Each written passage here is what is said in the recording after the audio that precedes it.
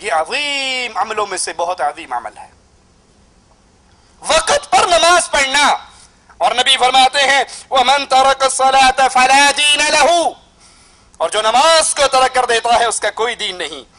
ابو درداء رضی اللہ عنہ وارضاہ فرماتے ہیں لا ایمان لمن لا صلاة له، یہاں دین کا انکار ہوا تھا کہ اس کا دین نہیں. اور ابو درداء کیا فرماتے ہیں لا ایمان لمن لا صلاة له، جو نماز نہیں پڑھتا اس کا ایمان نہیں ہے،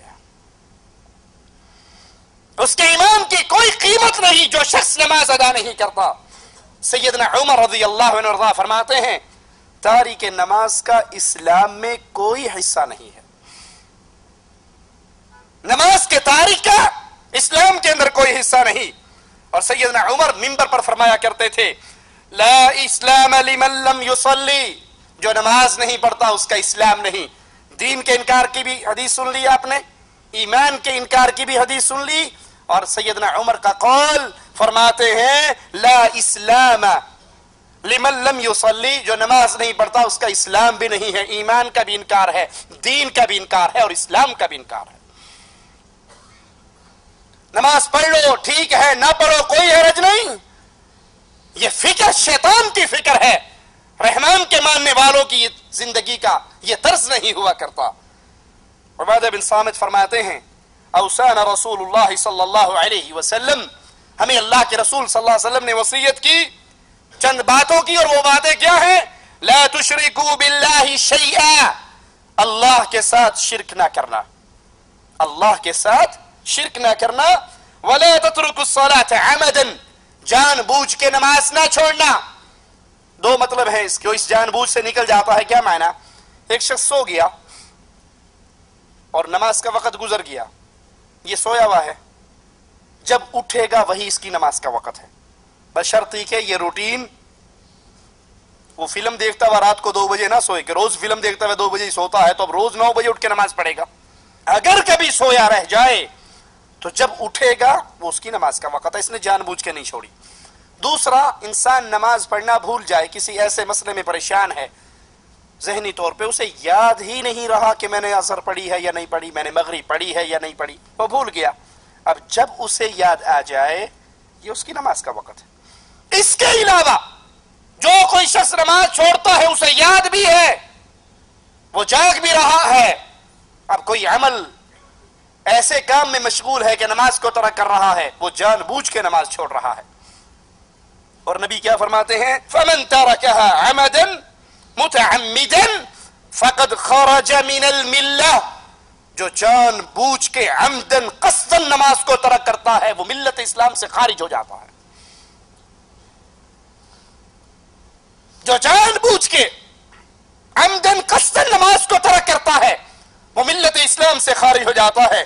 سیدنا عمر سیدنا معاذ بن جبل کے پاس آتے ہیں، وہ پوچھتے ہیں معاذ اس امت کو پاؤں پہ کھڑی کرنے والی کیا چیز ہے، کیا اس کی اساس ہے، کس بنیاد پہ یہ امت عزت پاتی ہے، کیا چیز ہے؟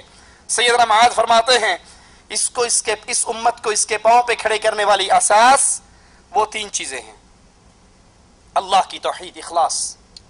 اور یاد کر لیجئے سیدنا معاذ کے اس جملے کو، جس قوم میں عقیدہ توحید نہیں ہے وہ پوری دنیا کی ہر نعمت کو اکٹھا کر لے، اللہ کی قسم دنیا میں کبھی وہ عزت کے راستے کو پا ہی نہیں سکتی. آج بھی آپ پوری دنیا پہ نظر دوڑائیں، ہر طرف اہل کفر اہل ایمان کو مار رہے ہیں، اور اگر آپ غور سے دیکھیں گے اس ظلم کی بنیادی وجہ اللہ کے ساتھ شرک اکبر ہے. 2-2 کلومیٹر کے بعد دربار ہیں، 1-1 کلومیٹر کے بعد دربار ہے، قبروں پہ طواف ہے، قبروں پہ سجدے ہیں، قبر والوں کو پکارا جا رہا ہے. ارے قبر والوں پر کی عبادت کی جائے تو پھر بھی کوئی سمجھ آتی ہے، کوئی ولی تھا. کمالیہ کے اندر پیر ابن شاہ کا دربار ہے جہاں لکڑی کے بنے ہوئے انسانی اعضاء پڑے ہیں، عضو تناسل پڑے ہیں، اور ان کی کرامات مشہور ہیں. ہمارے پاس CD ہے، جو دیکھنا چاہے ہم دکھا سکتے ہیں. اور اس کی کرامت مشہور ہے، جس عورت کو اولاد نہیں ہوتی لکڑی کا بنا ہوا یہ عضو تناسل وہ عورت لے اور استعمال کرے، اس کو اولاد ہونا شروع ہو جائے گی۔ لا حول ولا قوت الا باللہ۔ شرک اس طرح پھیل رہا ہے، اللہ سے یہ امت اس طرح دور ہوتی جا رہی ہے، ذلت کی دلدل میں نہیں گرے گی تو کیا ہوگا؟ الا الذین آمنوا، جو اللہ پر ایمان لے کے آئے، وَلَمْ يَلْبِسُوا إِيمَانَهُمْ بِظُلْمٍ أُولَئِكَ لَهُمُ الْأَمْنُ وَهُمْ مُهْتَدُونَ۔ ایمان لانے کے بعد اگر وہ شرک نہ کریں، ان کے لیے امن بھی ہے اور ان کے لیے ہدایت بھی ہے۔ اور جو کلمہ پڑھنے کے بعد کہیں ننگوں کے سامنے سجدہ ریز، کہیں دھنکے شاہ کے سامنے سجدہ ریز، کہیں طوطے شاہ اور اٹ شاہ کے سامنے سجدہ ریز۔ لاہور کے اندر آپ نے اکثر نے دیکھا ہوگا گھوڑے شاہ کا کتنا بڑا دربار ہے، ان کو عبادت کرنے کے لیے بندے دا پوتر لبیا نہیں کوڑے نو پجڑ لگ گئے۔ جب شرک اس طرح امت میں پھیل رہا ہو، اللہ کی قسم یہ امت کائنات کا ہر ہتھیار بنانا سیکھ جائے، سائنس کے اندر ترقی کرتے ہوئے چاند پہ ڈیرے ڈال دے، جو مرضی اعلان کر لے، آج ہم نے یہ کر دیا اور آج ہم نے یہ کر دیا۔ جو رب کو نہیں پہچانتی وہ عزت پا سکتی؟ فرعون کے پاس کیا کچھ نہ تھا، قارون کے پاس کیا کچھ نہ تھا، اس کے باوجود ان کی زندگی ذلیل، ان کی موت ذلیل، ان کے پاس سب کچھ تھا، رب پر ایمان۔ اور آج اس امت کی اکثریت ان کے پاس سب کچھ ہے، رب کی توحید نہیں ہے۔ بڑے بڑے پڑھے لکھے لوگ ان قبروں کی عبادت کے جرم میں شریک ہیں۔ سیدنا معاذ فرماتے ہیں اس امت کی اساس سب سے پہلے اللہ کی توحید، اور توحید کے بعد دوسری چیز نماز جو کہ دین ہے۔ توحید، نماز، اطاعت جو کہ عصمت ہے، اللہ کی اطاعت، اس کے رسول کی اطاعت۔ امت میں اگر تین چیزیں باقی رہیں گی یہ امت کو کوئی ذلیل کر سکتا؟ اور اگر توحید نہ رہے، نماز نہ رہے، رب رسول کی اطاعت نہ رہے، اس امت کو عزت کی راہ پہ کوئی چلا نہیں سکتا۔ مسند احمد میں ہے، اللہ کے نبی صلی اللہ علیہ وسلم نے فرمایا اللہ کا کسی کو شریک نہ ٹھہراؤ، کسی کی اللہ کے مقابلے پر عبادت نہ کرو، اگرچہ تیرے ٹکڑے کر دیے جائیں، تجھے چلا دیا جائے، فرض نماز کو جانتے بوجھتے ترک نہ کرنا۔ جس کسی نے فرض نماز کو جانتے ہوئے ترک کیا اس سے اللہ کا ذمہ بری ہو گیا، اور جو اللہ کے ذمے سے نکل جائے اس کو کوئی اور سنبھال سکتا ہے؟ مجھے یاد ہے ہماری کمپنی کے ایک سعودی ملازم ریاض سے خرج جاتے ہوئے اس کا ایکسیڈنٹ ہوا اور اس کی گاڑی 3-4 دفعہ الٹی ہوئی، اور جب گاڑی رکی سائیڈوں سے گاڑیاں رکی اور وہ بھاگ کے اس کے پاس پہنچی، اس سے پوچھتے ہیں تیرا کیا حال ہے؟ سعد حسین اس کا نام تھا۔ وہ گاڑی رکنے کے بعد گاڑی تباہ ہو گئی، برباد ہو گئی، اور وہ سلامت باہر نکل آیا۔ کہتا الحمدللہ میں نے فجر کی نماز جماعت سے پڑھی تھی، اور رسول اللہ نے فرمایا تھا جو فجر کی نماز جماعت سے پڑھتا ہے وہ اللہ کے ذمہ ہو جاتا ہے۔ میں اللہ کے ذمہ تھا، الحمدللہ مجھے کوئی تکلیف نہیں ہوئی ہے۔ اور جو فرض نماز کو ترک کرتا ہے اس کا ذمہ ٹوٹ جاتا ہے، اور جس پر سے اللہ اپنی رحمت کا ہاتھ اٹھا لے، اپنا ذمہ اٹھا لے، اس کو کون بچا سکتا ہے؟ تارک نماز تکبر کرتا ہے۔ تکبر کا مطلب کیا ہے؟ شریعت کی بات سنے اور نہ مانے، یہ تکبر ہے۔ علم آنے کے باوجود نہ ماننا تکبر ہے، لوگوں کو حقیر جاننا تکبر ہے۔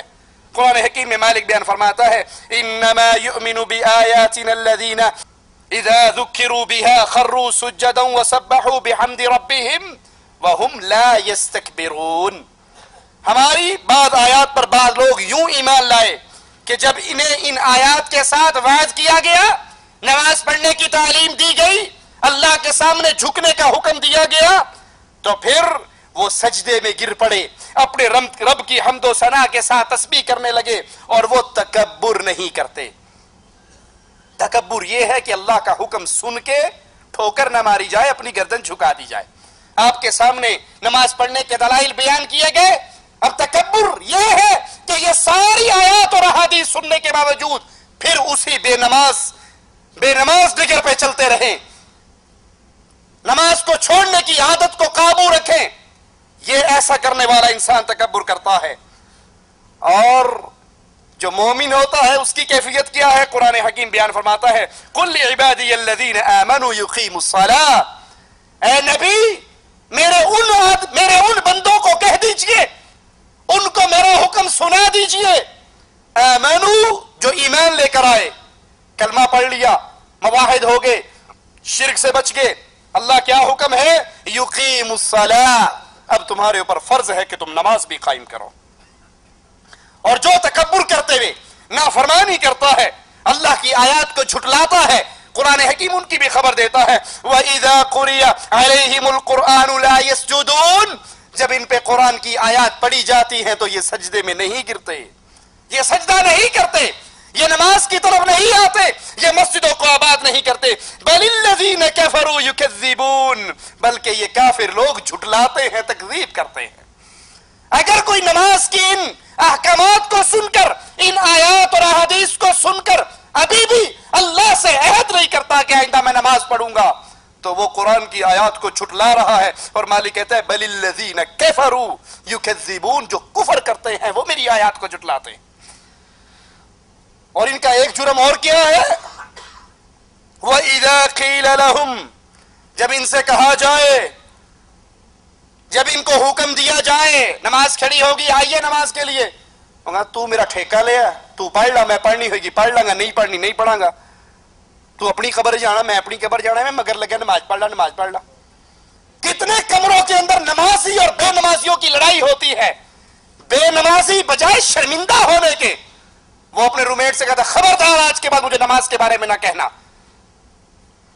اور کتنے ہی نمازی کمرہ چھوڑنے پر مجبور ہو جاتے ہیں کہ جی ہم نے فجر کے وقت نماز کے لیے الارم لگانا ہوتا ہے، ہمارا ساتھ والا کہتا ہے تو میری نیندر خراب کرنا ہے، سویرے سویرے گھنٹی بجا دینا ہے، اسی 9 بجے تک سونا ہوتا ہے۔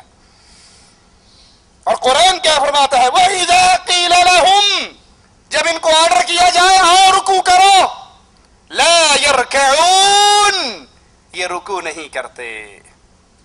انہیں کہا جائے مسجد میں آؤ، کہتے تسی مسجد والی پارٹی ہو، سانو کتے فلم لگی ہوئے تے او دسو کتھے لگی ہے، کوئی نواں ڈرامہ آیا ہوئے، کوئی نوی پنجابی فلم آئی ہوئے، کوئی لاہور دا سٹیٹ ڈرامہ آیا ہوئے، لا حول ولا قوة الا باللہ۔